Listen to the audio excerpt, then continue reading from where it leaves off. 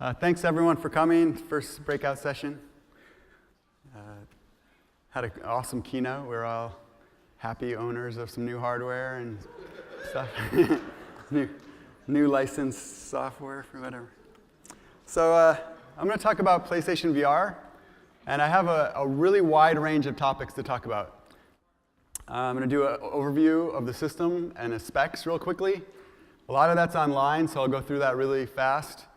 Talk a lot about what VR on a console, how it's different than on other platforms. And then a little bit about developing it for PSVR. And then I'm going to talk more about my own work with Unity and things we've done, kind of projects. So I'm more from the R&D side, and I'll talk about these. And they're R&D projects. They're not anything. They're all using Unity, though. And then I want to leave 5 minutes at least for Q&A, so people will actually be able to ask questions about things. So we already talked a lot about PSVR in the keynote this morning. Hopefully you guys know PlayStation 4 and know what it is. This is kind of our system. Actually, that didn't work. Okay. So there's the console, and the DualShock comes with it. But then we also have these peripherals like the camera, the PlayStation Moves. Those are already all available on the market now. You can go out and buy everything that's on that picture right now. And then for PlayStation VR, you know, the headset and its associated kind of cabling and stuff is what's new. The other pieces of all this already exist in the market in some form. Now, how it'll actually get sold in the marketplace and all that, I don't know. I'm not going to talk about that. But it's the same camera that's already there for the PlayStation 4, and it's the same Move controllers, the same DualShock. All that stuff's the same. It's just the new piece of hardware is the headset. So the other thing that's kind of unique to the PlayStation from a high level is it is plugged into a big TV in the house usually. So we have this ability to also show things on the television. We call it the social screen. And you can show various things on that. You could show the same thing as the person in VR is seeing, kind of a cropped version of that, or you could show something completely new. I'll talk about this more in a little bit, because if you think about it, that's probably not the way the cabling actually works, because there's only one video out of the PlayStation, so there can't be two wires like that. So I'll correct that in a little bit. So high-level specifications, it's an OLED display. It's actually got 3 sub-pixels per pixel, so there's a true R, G, and a B for every pixel, which is different than a lot of other panels that are out there. And the optics are really good and really well matched to the display, so you have a really good image where you don't see very much screen door at all. The other really kind of different thing about our hardware is it's got 120 refresh rate. So it can also do 90. It's possible to drive it at 90, and we allow that. But you know, 120 is our preferred mode probably, and no matter what, if you're rendering at other rates, still the headset will often be 120. Even if your rendering doesn't quite make 120, the headset itself will stay 120. So the refresh rate is 120. The whole system has really low latency. Because we're on a console, we can do a lot of things to make sure that we keep the latency low. We know the hardware well, and we can tune everything. So 18 milliseconds, and we are still pushing on bringing that number down for the system latency. Other thing, we have built-in audio 3D hardware. That comes with the headset, basically. It's part of the package that comes with the headset. So it's automatically does the 3D spatialization for you, so you pay no CPU cycles or GPU cycles for that. So that's a big advantage. And other things are, the design is kind of unique. It's kind of this halo design, we call it. It sits on your head, and you can actually balance the system, or balance the headset by putting your finger in the middle, and it'll just sit nice and perfectly balanced. All the weight is effectively on the top, so it's counterbalanced by the back. And then the front unit actually slides forward and backwards to support glasses, and also just to move away quickly so that you can like take a drink or something while you're in there. So you don't feel like you're trapped in there at all. Nothing's touching your face. The whole design does not really touch your face. It just sits there in front, and then it can move away. So there's no marks on your face after you take it off. No raccoon face. So the overall specifications, we tried to really push on these, wide field of view, all these other things I already mentioned, to really give this sense of presence. I mean, we really want to make sure that we keep presence for everyone who's trying this. So that's kind of an overview of the specifications. Like I said, I want to talk more about VR on a console. So the biggest thing that jumps out at most of the business people right away is that we have this audience that is big already. We have a lot of PlayStation 4s out there. They're all the same, so you can make content and it'll work for all those guys if they get the VR system. And also the other thing about that is we do know that these PS4 people are interested. We've done some studies about it. They're very interested and pretty aware of VR, actually, which is another good thing. In general, a lot of the advantages of console come over and transfer, same for VR on a console. So, the console experience is typically easier for gaming. You buy it at the store, you bring it home, you plug it in, and it just works on your TV. That's how it's all meant to work, and that's how it does work. And the same thing for VR. So no drivers, no compatibility, things like that. That's just a layer that's not exposed to any customer. And the other thing is the content is more curated than on something like PC, where it's a very open platform. I know there's probably mixed opinions about that, but for an end customer, they know if they're going to put it on, it's going to be already been looked at somebody. It's not going to crash their system, or it would be a mistake on our part if it did. Also, other things related to the kind of quality of VR, we're going to help filter out some of that and give feedback to the developers when maybe the frame rate's dropping too low or in some areas or something, and so presence and things like that get lost. I already mentioned that since the PlayStation 4 is plugged into this large TV, it's actually in a very social location. So VR, we want to make sure that VR doesn't get kind of tagged as this very isolating experience. I think in the long run, everyone will come to realize that when you're in VR, online, socially, talking to somebody else who's also in VR, it is a very social experience. But temporarily, I think there's going to be a little bit of energy about saying it's isolating.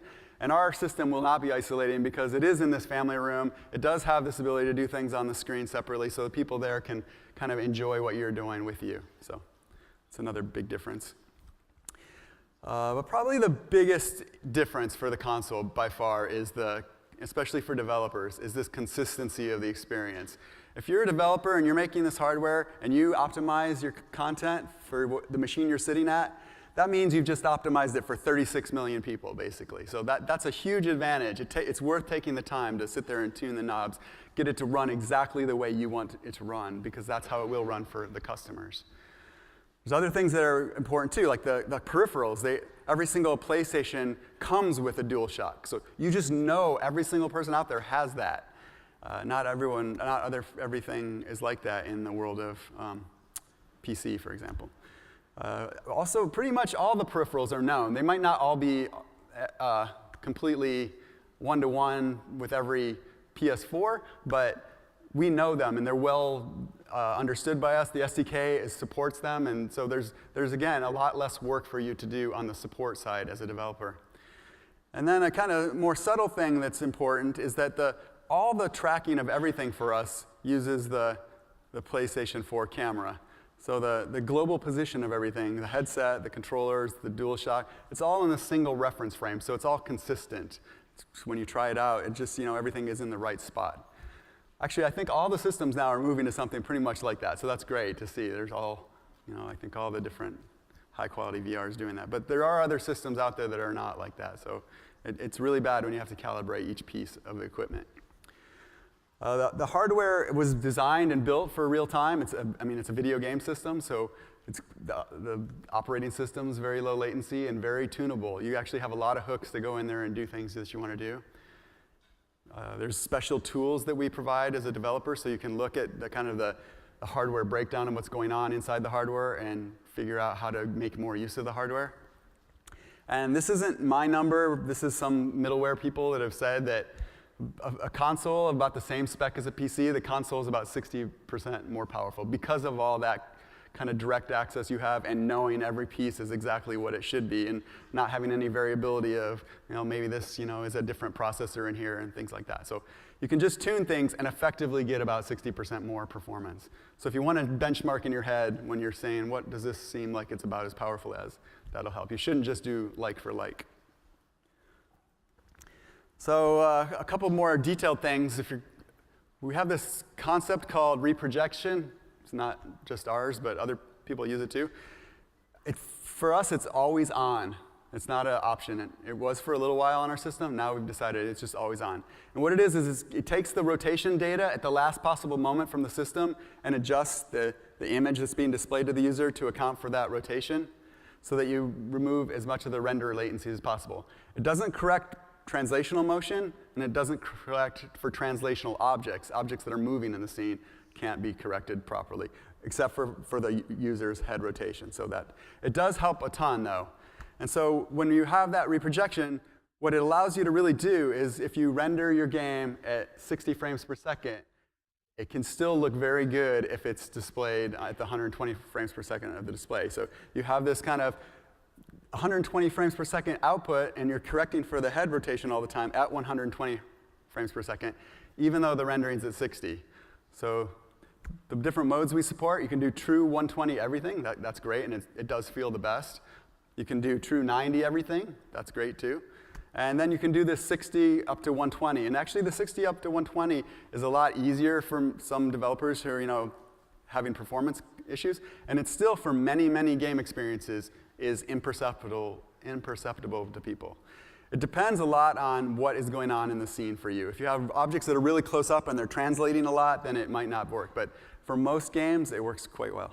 So those are the three kind of modes you have to choose.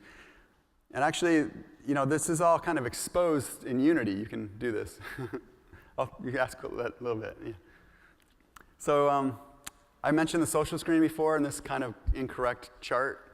So really, it looks more like this. There's this little breakout box.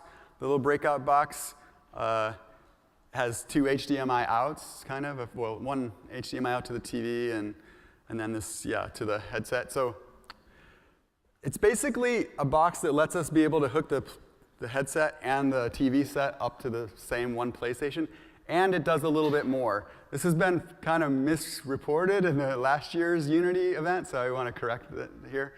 Actually, that little box, it's not like doing all the graphics rendering for VR. That's not what it does.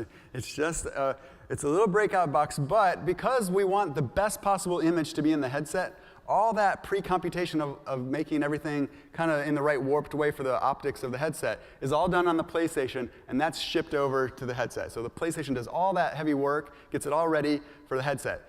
Now, if you just wanted to show that on the TV, first of all, the TV wouldn't even accept that signal. And second of all, it would be in this warped-looking way, and that's not what we really want people to have to look at. So that little box is kind of just undoing some of the stuff that's already been done, just so you can put it on a television set. That's what it's done. That's what it's there for. And since that box already is there, it actually has enough horsepower to do the 3D audio part that I mentioned. So that is where the little bit of 3D audio processing is happening. It's not little, but it's a lot less than a PS4's worth of processing power. So just to correct that. And so then a developer, you can choose. You can just show what the headset's already displaying in this kind of cropped view for the people, or you can show something completely else up on the social screen. So you can have this thing where the guy in the headset is seeing one thing and everyone else is seeing maybe an overview map or something. And actually one of the experiences I'll talk about in a minute actually does more with that. So it's kind of a spectating kind of idea. All right. So a lot of people think there's this kind of overwhelming barrier to become a PlayStation developer or a PlayStation VR developer. You can't just automatically do it because you want to do it. You do have to apply to do it. You have to have an idea. I mean, you have to have kind of a business entity to be able to do this. But we really are trying to get a lot of people developing for PlayStation VR. So it's very simple to apply. There's a website. You go to the website. You say what your business name is. You'll have to put in what your idea of why you want to even be a developer. And then you have to have this kind of static IP. So it's not really very hard. I really encourage you. And if you're interested in it, there's people in the booth, in the PlayStation booth, that can talk to you a lot more detail about becoming a developer. So yeah, it isn't just automatic that everyone can do it, but it's not this huge barrier, not nearly as much as it's been in past generations. So now I'm going to talk a little bit about Unity and PlayStation VR. This is kind of a lot of stuff crammed into a half hour, I'm sorry, but feel free to talk to me later. And when I'm talking about Unity and VR, at the keynote I showed, I think there were like 7 games in the video that were Unity, and there's other non-Unity games in that video too. But Definitely there is production software for our platform being made with Unity. That is definitely something that's happening. I am not part of that, really. I'm an R&D guy, so I use Unity in a very different way, probably, than they do. That is a very important part, and that's the main business reason that Unity is working with us on our platform. But on the R&D side, there's all these awesome advantages for Unity as well. My group is called the Magic Lab, so we're always trying to do this kind of experience engineering philosophy where we build something really quick to see if it works. And actually with Unity, it's been like the ideal tool for that because it's very fast to just prototype something and try it out. Actually, it's become this almost negative thing when you talk to somebody and they say, oh, I have this great idea, but I'm not really sure if it's going to work. Well, you should just try that idea because there's really no excuse anymore to say that you haven't tried it. It's so fast to try things out. So that's what we do all the time is try stuff out. And also we try to share these kind of R&D things that we're working on with other people. So we do a lot of events and kind of one-of demos and things.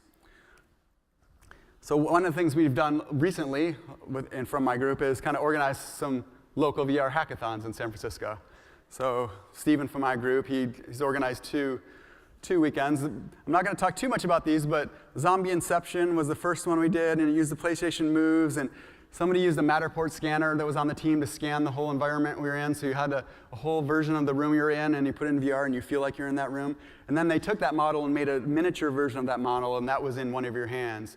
And then in your other hand, you had like a little tiny, tiny hammer, and you could kind of hit in that room that you're in and crush zombies that were attacking you in this little tiny room, and then a giant hammer would come down in the real room that you're in, and it would crush. So that's why it's Inception, basically. And it's confusing. You have to try it. It's very hard to explain. But it's really a kind of a neat idea. And that's a 24-hour kind of experiment. Another one we did is we had like 20 people on one team.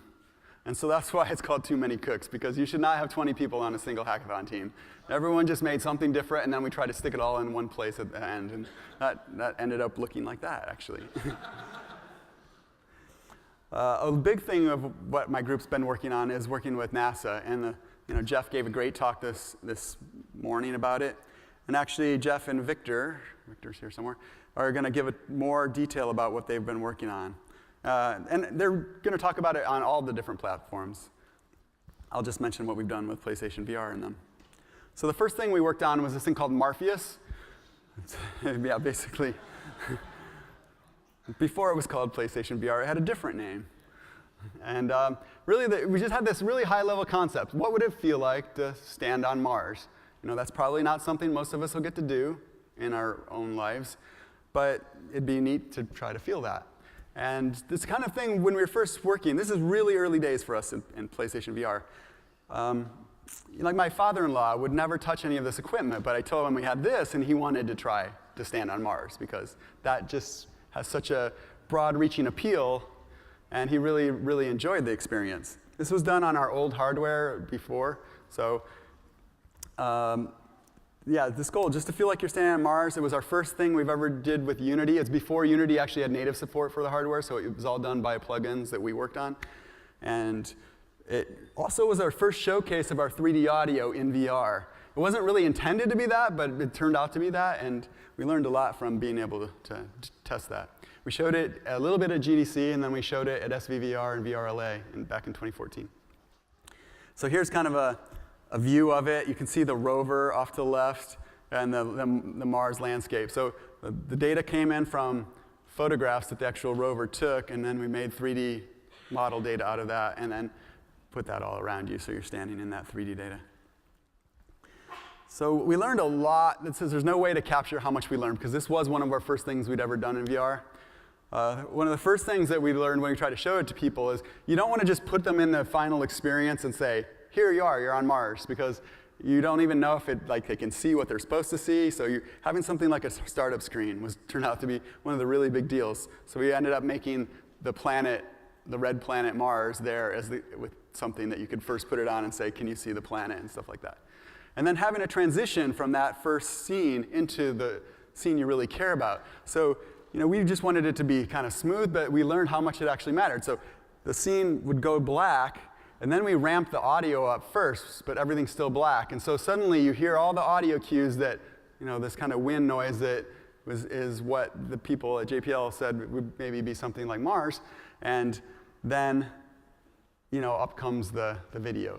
And those transitions are really key. And I think throughout VR, you'll find that transitions are going to be really important. And then the other things we did with the 3D audio, we could actually trigger things. When somebody was in the demo, we didn't give them any controls, but we had controls, so we could trigger things in the demo. So the rover would kind of start to move over towards you, and then the rover starts far away, and then when it gets near you, talking about the next bullet, scale in space, it's actually 7 feet tall, the rover. And you don't really realize that. I've seen pictures of the rover. I've read the documents that say it's 7 feet tall, but I never really realized that.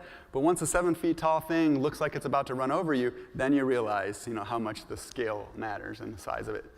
And so the rover would come up, and that, gives everyone that kind of moment of stepping back. And then we'd tell people to do things, and then we'd turn on the robot arm that does things. And the very first thing that happens when the robot arm starts to move is its motors start to make noise. And so we would always do that when somebody was not looking in that direction. And immediately they turn their head and look up at that spot where the arm just moved. So you can make somebody look where you want in VR really well by using audio. These things are pretty well known by now to a lot of people, but these were the first times we were learning about it. So the next project we worked on was called the Mighty Morphonaut. Still using, yeah. And these projects were all right before the name change, or this one was. So we wanted to use VR with JPL again for kind of visualizing, controlling this Morphonaut robot. It's a robot that services the International Space Station, or that's what it's designed to do. And so we use the PlayStation Move controllers to move its hands around, and it uses the real kind of joint motions of the robot. So JPL had an IK system already written for that, and we just kind of plugged into their IK system. The interactions are very physically based. It's all happening in 0G, so this is also different. And if you go to pick something up, it actually is based on friction, why you're able to pick it up, because that's what we did. And then when you let it go, it just floats away. And if you go to set it down, it just floats away. So everything is very hard to do in 0G. It seems like, oh, this would be easy, because you can just leave things floating in midair. But almost always, when you go like that, it kind of shoots it off. So you learn a lot of things that actually it's quite tricky to do things in 0G. Also, the other thing we really wanted to work on from this was multiplayer collaboration in VR. So we had spatialized voice chat. We had two robots. They're facing each other, and two people controlling them can talk to each other with voice chat. They didn't box, no rock'em sock'em. And but what we really wanted is the ability to reach out with an object and hand it to somebody else, and that feeling of, here you go, take this, and then understand all the physics problems that come when you do that, because these things are running on two different clients. So, and actually, it was all kind of organized as this joint summer internship project. So we had two interns in our office, and then they had an intern, and then we oversaw all of that. And we demonstrated it at SIGGRAPH in the VR Village. And the VR Village is cool because every day they rotate a different set of demos through at SIGGRAPH. So you can try a lot of different VR that way. So actually, I have a real quick video. I'll just go through this. Oh, I'm already running out of time, aren't I? Whew. Okay. So this is early before we had two players working, and you can see the intern, kind of the reflection off of a monitor. There he is over to the right. That's his reflection off of a side monitor, and he's got the PlayStation Moves. And we also added some kind of hand joint control so you could change the hand configuration and make different poses, which is kind of interesting for maybe poking something with your finger, but also interesting for communication. So let's go on. So yeah, this is kind of the view that you'd have. You'd be looking at the other robot, and he'd be looking at you, and you're facing each other, so you can reach out, and there's a sorting task that you had to do. And here's our interns doing it. It's kind of interesting because in VR, of course, they're facing each other, but in the real world, they never face each other. They sat side by side, which is confusing when you look over there what's going on. But so we learned all sorts of things, again, because every time we do these new things, we learn a bunch. First of all, it was the first thing we had done with multiplayers in that kind of close configuration. I mean, things like Toybox have done very similar things too now, and I think they've done stuff with Medium. But that kind of thing was early for us, and it was really powerful. The voice was huge. Just having somebody's voice and having it spatialized to the right place. So again, they call over to you, and you know to look over there because that's where they are. And then having the ability to point and say, oh, pick that thing up over there. I mean, it just feels like you're sitting there. You start to believe that's the person sitting across from me really quickly. The head motion's also really key with that. At first, we didn't have any head motion, but if you look and turn and look at something and then say, point at that, and you can know if the person is understanding that you're telling them to do something. If their head's looking off that direction, then you know they're not even looking at you right now and they're ignoring you or something. So the head motion is really key.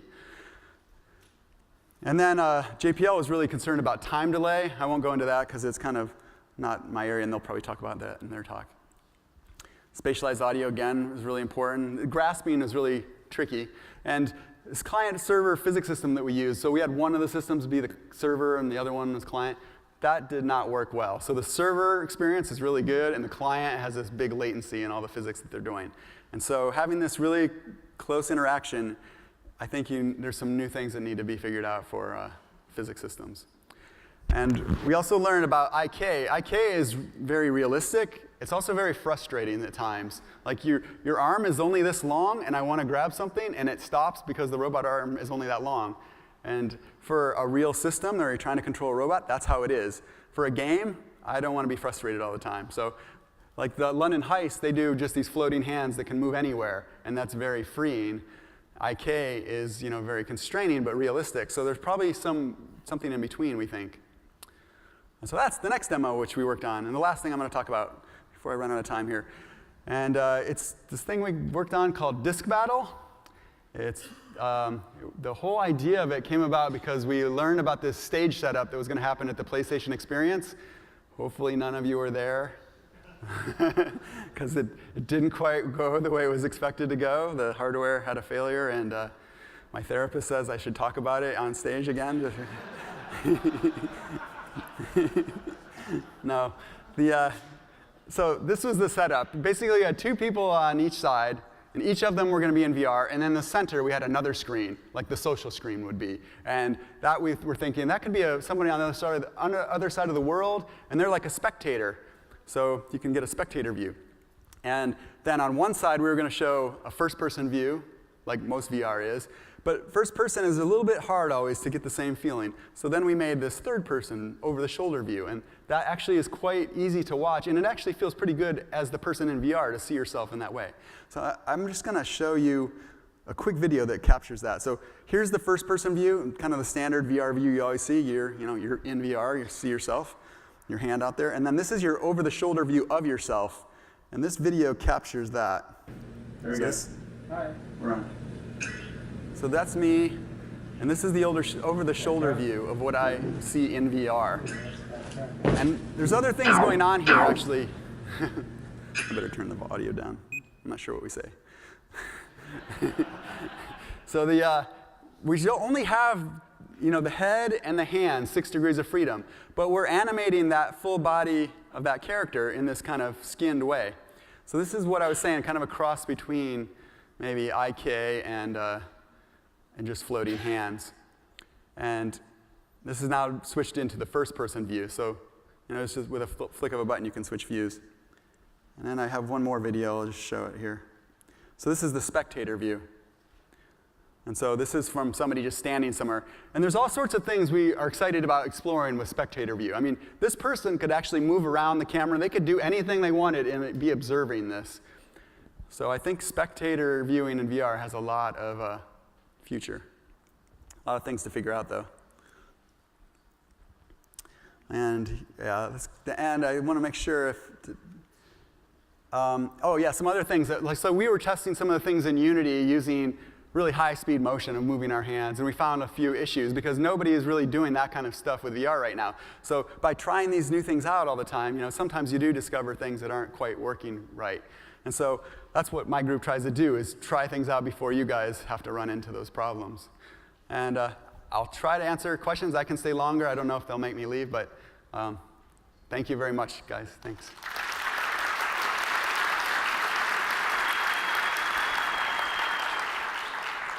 There's no microphone set up, so if you just ask a question, I will then repeat it. We'll start here because you started halfway through my talk. I was on the 120 hertz. Yeah. Are there different demos that are running at that we can sort of see and maybe compare? Yeah, when we first announced the 120 hertz, we had this thing called Magic Controller, and that was native 120. We're not showing that here, but that was done by our Japan studio. Most of the demos that are being run now are running at 60 and then are being up converted to 120. So most of the stuff you'll see is that. The 3D audio works on everything, yeah. So it works on, yeah. I'm not going to repeat that question. Okay. Take questions? Oh, at the booth? All right. Do we have another talk right away? Oh, okay. All right. I'll go right outside there and answer questions. I'm sorry, but we have to go. But there's another talk. Thank you, guys.